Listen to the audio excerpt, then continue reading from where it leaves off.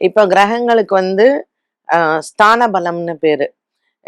கோச்சாரத்துல வந்து இப்போ உதாரணத்துக்கு எடுத்துக்கலாமே. இப்ப மகர ராசிக்காரர்களுக்கு சூரியன், சுக்கிரன், செவ்வாய் ராசியிலேயே இருக்கு. இதுல எப்படி பலன் இருக்கும் பார்த்தீங்கன்னா, இது கோச்சார பலன்னு சொல்றோம்.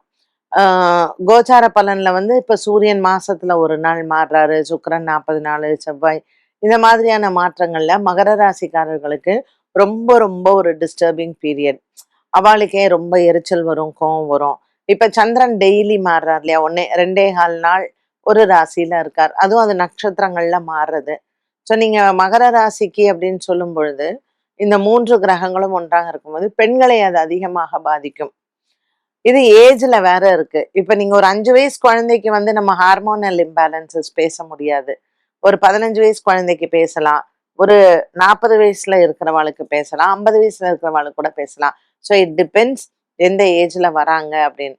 அப்போ தசா நல்லா இருக்கும் பொழுது, கோச்சாரம் சரியில்லைன்னா பேலன்ஸ் ஆயிடும்.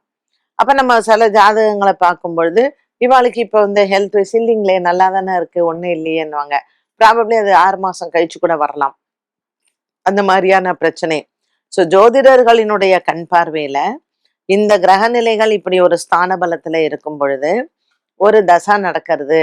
அந்த தசாகாரகன் அந்த அந்த கிரகம் வந்து சரியில்லாமல் இருக்கிறச்சே, கண்டிப்பா இந்த மாரி வந்திருக்கணுமே, ஒரு ஹெல்த் இஷ்யூஸ் வந்திருக்கணுமே, அப்படிங்கிறது அவளுடைய கணிப்பாக இருக்கலாம்.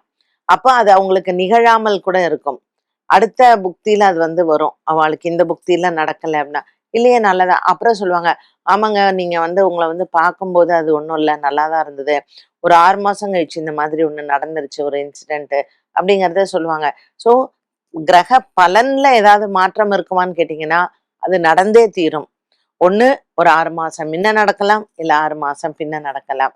அதனால கிரக நிலைகள் ஸ்தான பலத்துல, கிரகங்களினுடைய பார்வையில, கோச்சாரப்படி, தசா, புக்தி, அந்தரம் இது எல்லாமே வந்து மாறக்கூடியதுதான்.